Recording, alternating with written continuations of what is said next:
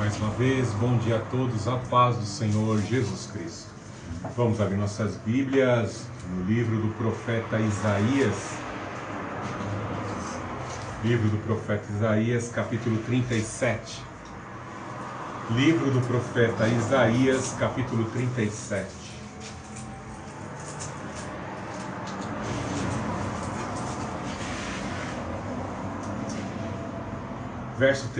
Verso 5. Capítulo 37 de Isaías, verso 5.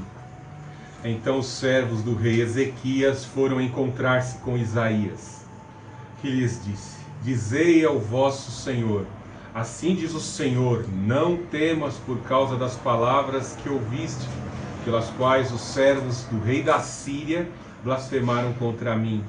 Colocarei nele um espírito, e quando ele ouvir uma notícia, voltará para a sua terra, e então eu o farei cair morto pela espada na sua própria terra. Vamos ao verso 14 agora, 37, 14. Quando recebeu as cartas das mãos dos mensageiros e a leu, Ezequias subiu ao templo do Senhor, estendeu-as diante do Senhor e orou ao Senhor. E o Senhor dos exércitos, ó Senhor dos exércitos, Deus de Israel, tu que estás sentado acima dos querubins, só tu és o Deus de todos os reinos da terra. Tu fizeste o céu e a terra. Ó Senhor, inclina o teu ouvido e ouve.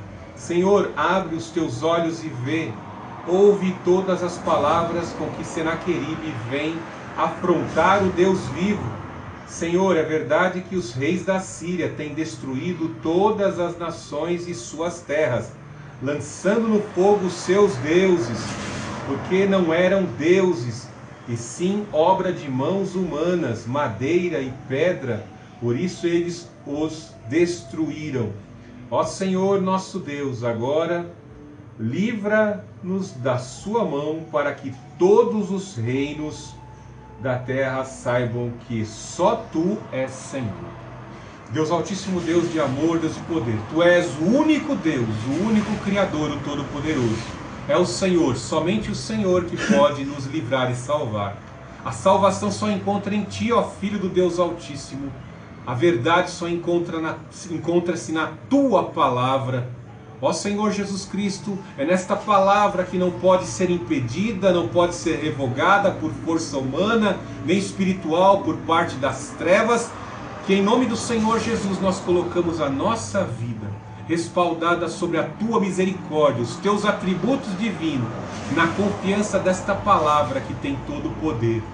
Ó Senhor Jesus Cristo, visita-nos nessa manhã. Quebra as barreiras e todo o foco de resistência no nosso ser, no nosso caráter. Ó Senhor Jesus, não há força em nós mesmos. Vai adiante de nós como nosso advogado. Vai adiante de nós como médico dos médicos. Vai adiante de nós, Senhor, como nosso Goel, nosso vingador de sangue. Efetue justiça e misericórdia para com as nossas vidas.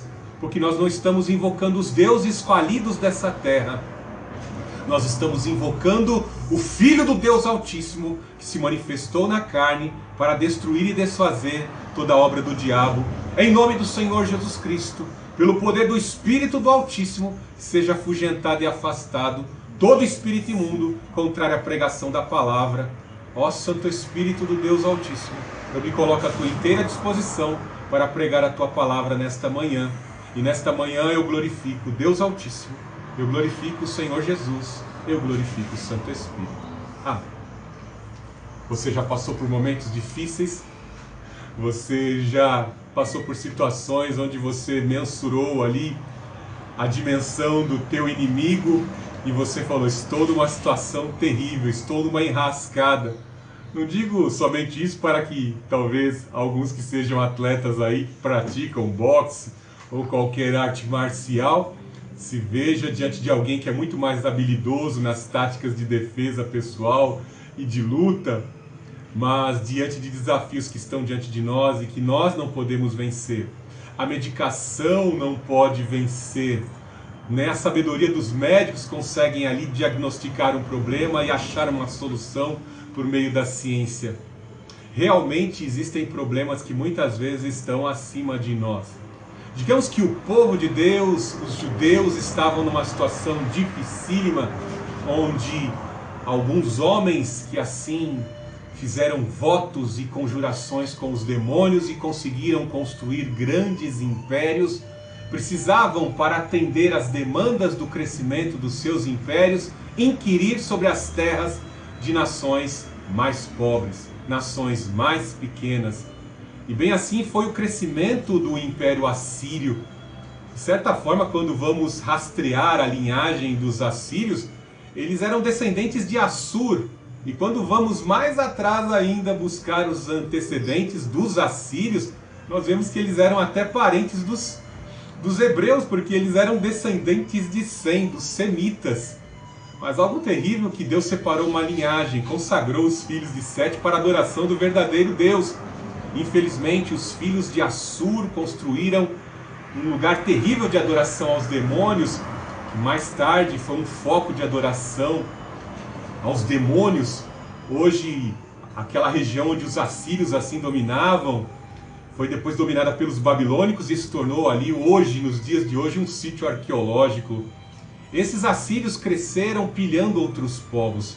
Eles eram extremamente usados pelo diabo na sua crueldade, na forma como eles pilhavam as outras nações e torturavam os povos dominados.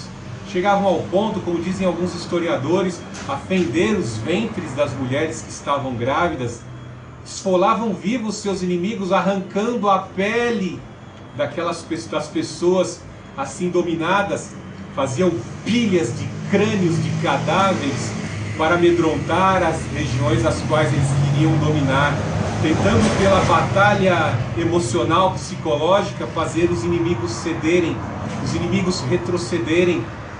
É coisa que o inimigo gosta muito de fazer para nos assustar em certas fases da vida, mostrar a sua carranca, mostrar as suas atrocidades. E principalmente nós que temos a palavra de Deus, que somos imbuídos a pregar o amor e a orar pelos nossos inimigos, nós não podemos utilizarmos das mesmas armas de crueldade que os inimigos usam. Nós nos respaldamos no amor. Em Romanos capítulo 12, abençoeis os vossos inimigos e não os amaldiçoeis. Devemos amar a Deus com todo o nosso coração, com a totalidade do nosso ser, e ao próximo como a nós mesmos. Nós temos que recorrer ao Senhor. Diante das grandes ameaças, diante dos grandes inimigos, diante daqueles que vêm com concorrência, muitas vezes fraudulência, concorrência desleal diante de nós, dos nossos empreendimentos, invejando as coisas que conquistamos, tentando roubar, como os assírios, aquilo que os judeus conquistaram em Cristo Jesus, no Deus Altíssimo, melhor dizendo. Nós temos que buscar no Senhor a força para nos proteger. Como no Salmo 91, aquele que habita no esconderijo do Altíssimo, a sombra do Onipotente descansará. Nosso repouso, o nosso descanso, a nossa força vem do Senhor dos Exércitos. Veja a sabedoria de Ezequias ao se dirigir à casa do Senhor para adorar nos momentos difíceis, pois a cidade estava cercada. Quando ocorre o juízo de Deus e a profecia de Isaías se cumpre, nós vemos que o aparelho militar dos assírios, desses que foram dissolvidos por uma terrível praga, 185 mil homens cercaram a cidade de Jerusalém, a cidade amada. Então o inimigo era muito grande. O aparato militar de Israel e o contingente de soldados era insuficiente para enfrentar um exército tão bem preparado. E algo terrível que leva Ezequias assim a recorrer ao Senhor era já ter ouvido as notícias.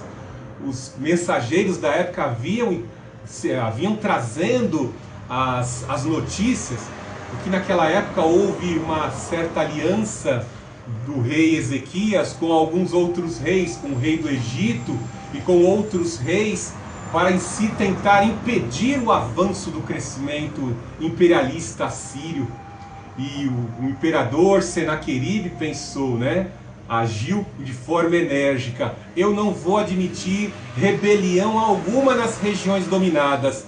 Se não pagarem o tributo devido, se os meus servos passarem para recolher a tributação e não pagarem o tributo, eu vou destruir, eu vou massacrar, vou destruir as cidades, vou destruir os muros, vou torturar a todos.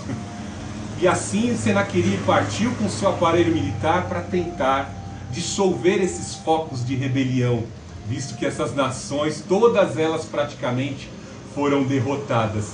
Mas quando Senaqueribe, o imperador assírio, parou diante de Jerusalém, ele caiu por terra.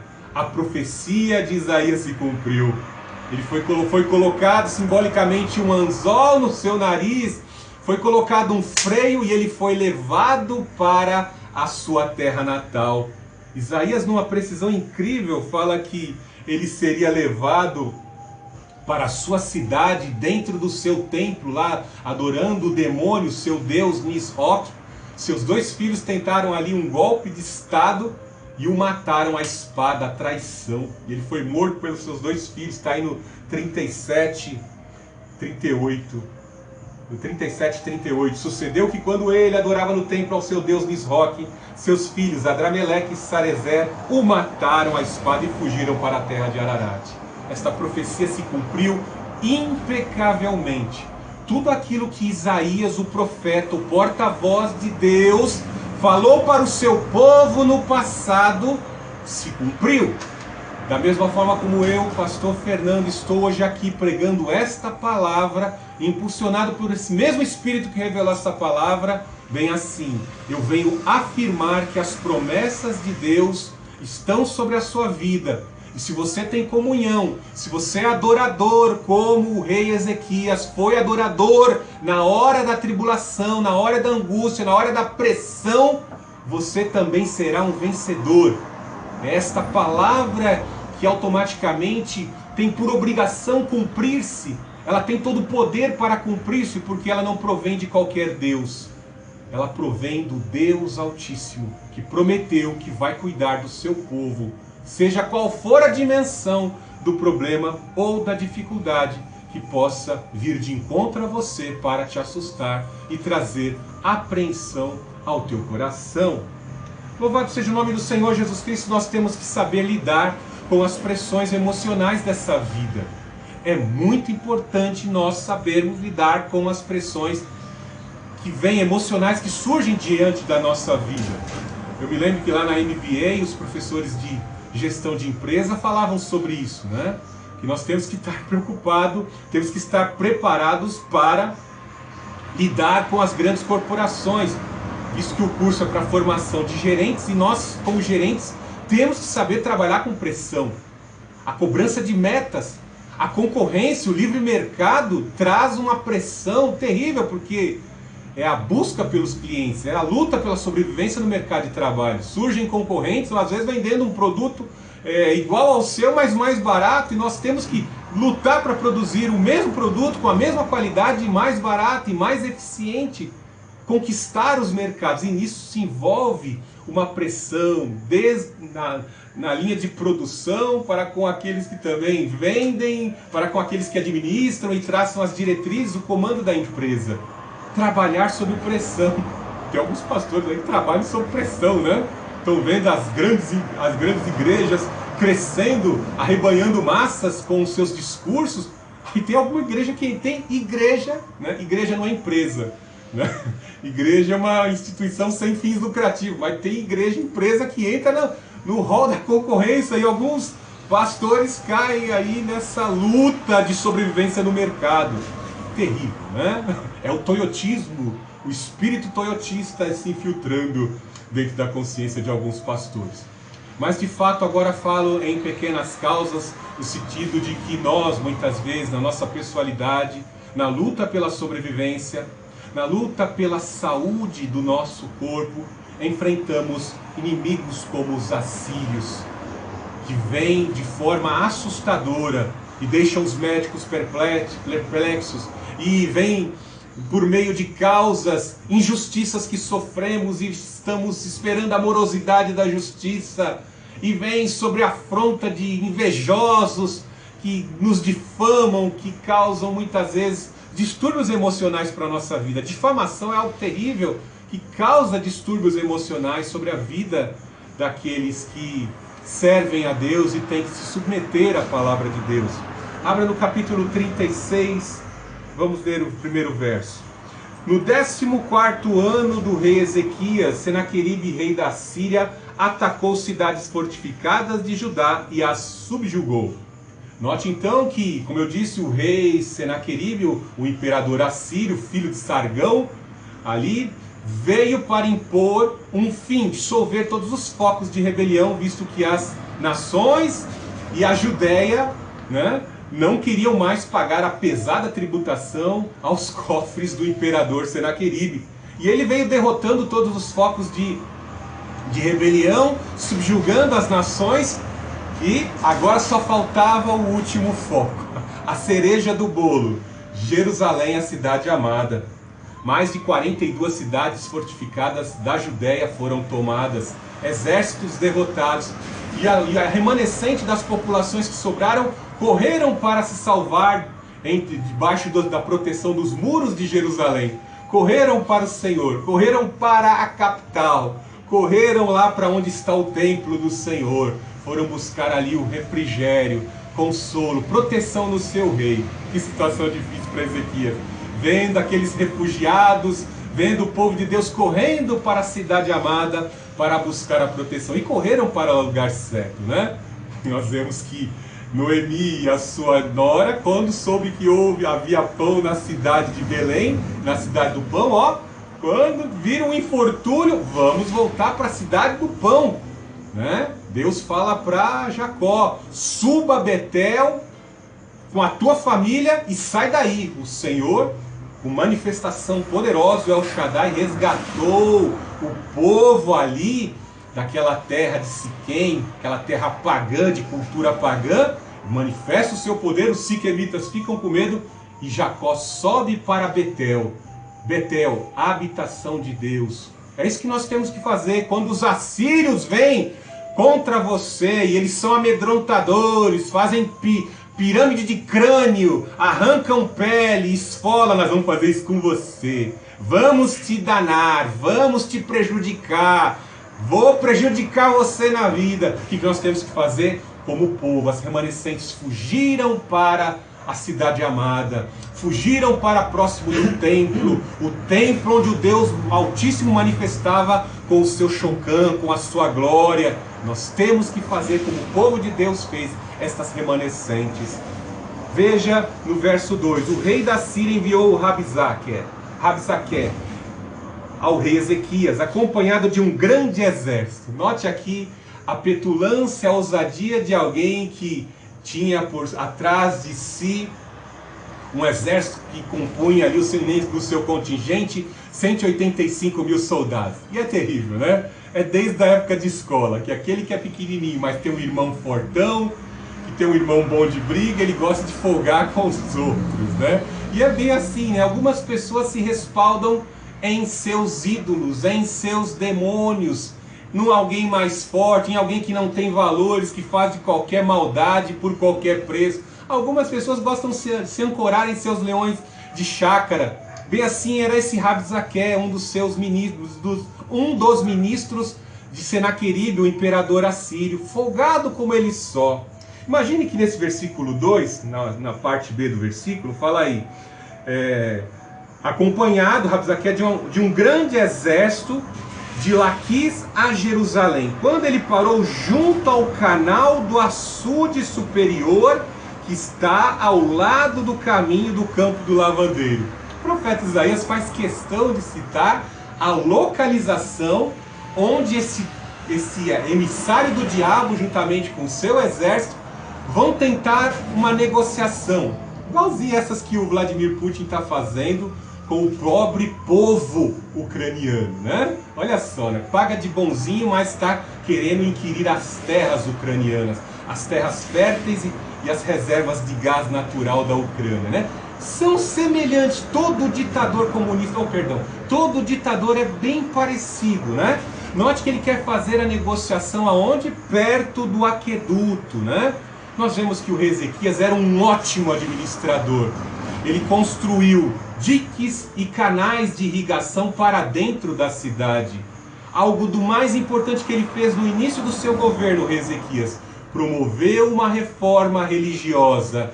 Pegou todo o foco de idolatria, pegou todo o foco de culto aos demônios, toda a forma de espiritismo, toda a forma maléfica que o Senhor abomina e baniu do seu reino. Note que o Ezequias nos dá um grande exemplo. Ele fez uma reforma religiosa e ele pensou no futuro. Se a cidade de Jerusalém ser cercada, nós vamos criar esses canais de irrigação para que não falte água dentro da cidade. Rabzaque, como um servo do diabo, vendo tudo aquilo que o rei Ezequias estava fazendo, a sua reforma religiosa para adorar o Deus Altíssimo, né? O inimigo já estava sabendo de tudo, tinha os olheiros, tinha os espias que olhavam as reformas, tanto edificacionais, urbanas, como também a adoração. Qual é o Deus que o Ezequias adora? Então, Rabzaque já sabia de tudo, ele já tinha capivara em mãos ali. E o que ele faz? Se a cidade de Jerusalém não se render, nós vamos fechar o canal de água. Vocês vão morrer de sede aí dentro de Jerusalém, né? Não adianta o povo fugir e correr para dentro de Jerusalém. Nós vamos matar vocês de sede. Se vocês não se renderem incondicionalmente, nós vamos matar vocês de sede. Vocês vão morrer de sede. E aqui eu já estou esperando os urubus. Os urubus começarem a circular, porque aí eu já sei que vocês estão morrendo. Nós vamos fechar a reserva de água e vocês vão morrer aí dentro. Não adianta tentar se proteger e confiar nesse Deus que vocês creem aí, nesse Deus que o rei Ezequias promoveu a reforma. Veja que tudo aqui é estratégico. E o historiador e profeta Isaías faz questão de detalhar. Veja no verso 3. E saíram para encontrá-lo Eliaquim, filho de Uquias, o mordomo, e Sebna, o escrivão, e Joá, filho de Asaf, o cronista. Veja aqui que o cronista, o historiador, vai ali para registrar as palavras, né, que vinham de Rabzaque e todo o detalhamento ali do acordo que poderia ser firmado. Mas como o acordo não haveria, seria uma rendição incondicional por parte de Israel, nós vemos que isso aqui vai ser algo motivador para o rei Ezequias ir buscar no Senhor, porque eles queriam verdadeiramente humilhar o povo de Deus, humilhar Jerusalém, a cidade amada. Veja no verso 4, Rabzaque, no 36:4. Rabzaque lhes disse: dizei a Ezequias, assim diz o grande rei da Síria, que confiança é essa em que te apegas? Note que na pressão psicológica que Rabzaque fazia, seu aspecto amedrontador com seu exército, suas tranqueiras de guerra, seu aparato militar, seus carros de guerra, né? Ele chega: em quem vocês estão se apegando para confiar tanto? Vocês estão demorando muito para se render. Vocês não têm mensageiro, não têm olheiro não para dizer o que nós já fizemos com as outras regiões e com estas nações que o Ezequias aí fez uma aliança? Os traidores, os X9s, já entregaram tudo que o rei Ezequias anda fazendo, com quem anda fazendo acordos e aliança. Isso tudo já me foi entregue. Em quem vocês estão confiando? Vocês têm alguma arma secreta? Vocês têm alguma arma secreta? Tem uma arma secreta. Ele ainda não conhecia, mas dentro em breve ele vai conhecer essa arma secreta. Que confiança é essa que te apegas? Quando você passa por tribulação, quando você passa por lutas, você tem que ser como o rei Ezequias. Nós nos apegamos ao Senhor. Lembra da destruição de Ziglag? Davi com seus 600 homens. Muitos ficam ali tão atordoados, que querem matar o Davi, que era o seu comandante, que era o seu que conduziu, que trouxe uma direção de vida para ele. Queriam apedrejar o Davi diante da destruição de Ziglag. Pela aflição da perda dos seus filhos, pela aflição da perda dos seus bens. Queriam matar Davi. Mas Davi o que fez? Fortificou-se no Senhor e se dirigiu a Abiatar: pega o éfode, pega o Urim e Tumim, consulta o Senhor. É hora de consultar ao Senhor quando nós vemos esses focos de incêndio, quando todos querem nos perseguir, quando as aflições vêm contra nós. Devemos acreditar no Senhor e confiar e nos apegarmos a esse Deus, confiante que Ele, no seu devido tempo, Ele vai nos exaltar. Até na morte o Senhor vai nos exaltar. Veja no 5, digo, teu conselho e poder para a guerra são palavras vãs. Note que o inimigo agora nesse discurso de pressão emocional, ele tenta dizer aqui, ó, é vã a tua confiança, ô Ezequias. É vã, judeus, vocês crerem nesse Deus aí. É vã. É algo que não tem fundamento, não vai se sustentar, não vai levar vocês a lugar nenhum. É melhor a rendição. É melhor a rendição, rendam-se, é vão, e fala com tom de zombaria e de deboche. E os seus soldados ali com certeza batendo a espada no escudo, mostrando a força e a ira. Eles costumavam fazer essa pressão psicológica, mostrando os músculos, a força do seu aparelho militar, para intimidar o povo de Deus. De quem você segue o conselho? Aqui Rabzaque está desafiando. O Senhor Jesus Cristo nos ensina muito bem, quando ele passa pela experiência de ser levado pelo Espírito de Deus para passar pela provação no deserto. Quem é o nosso conselheiro? Lâmpada para os meus pés é a tua palavra, e luz para os meus caminhos. O conselho de sabedoria vem do Senhor. É nesse conselho que nos apegamos, é na instrução da palavra de Deus. Pedro fala, e não vos canseis de fazer o bem. Mesmo que o mal venha contra nós, mesmo que nós soframos os danos, muitas cidades da Judéia foram tomadas e destruídas, mas continuemos mantendo a nossa convicção e fé.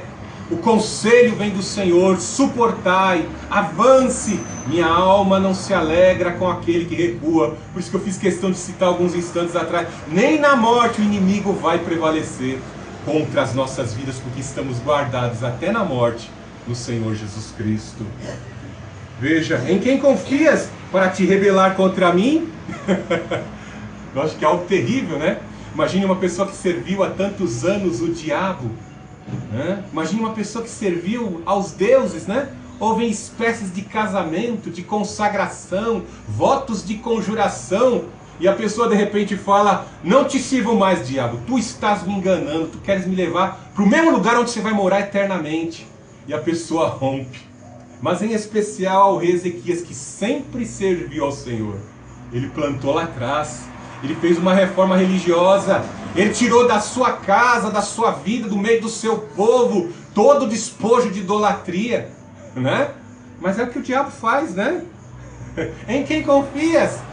Note aqui a repetição. Ele fala várias vezes, Rabzaque, com o intuito de gerar dúvida, inquietação, criar constrangimento. Veja no verso 6, tu confias no Egito, aquela cana esmagada que penetra e fura a mão de quem se apoia nela, assim é Faraó, rei do Egito, para com todos os que confiam nele.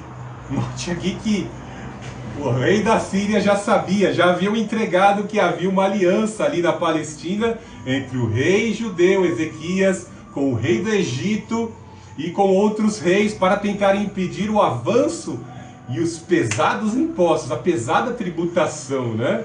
Às vezes, em certas fases da nossa vida, nós cometemos o erro, né, de confiar em falsos deuses.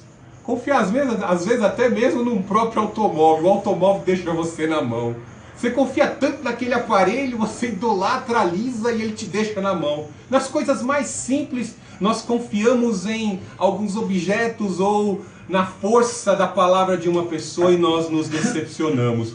E é terrível, porque Senaqueribe desceu com toda a sua fúria e derrotou Tiraca, rei do Egito. Todos foram destruídos. Todos foram para as batalhas invocando seus deuses. Todos foram para a batalha buscando e fazendo rituais. Ó espírito de guerra, ó espírito de Aserá, protege meu corpo na batalha, na guerra. Meu corpo está fechado para a guerra. Tem até empresário que faz isso, né? Consagra o produto da sua empresa para um espírito, para poder... A empresa está fechada, que empresa vai passar? Entram em clubinhos fechados, faz lá uns rituais de conjuração para que a sua empresa possa prevalecer diante da concorrência acirrada do mercado, né? Você confia no Egito? O Egito foi derrotado. Mas Ezequias, que confiou no Senhor, ele prevaleceu. Porque ele foi no Deus certo, no único que verdadeiramente é Deus. Os outros confiaram nos demônios e quebraram a cara. Quando o demônio maior lá veio dominar a região, derrotou todos os deusezinhos pequenos.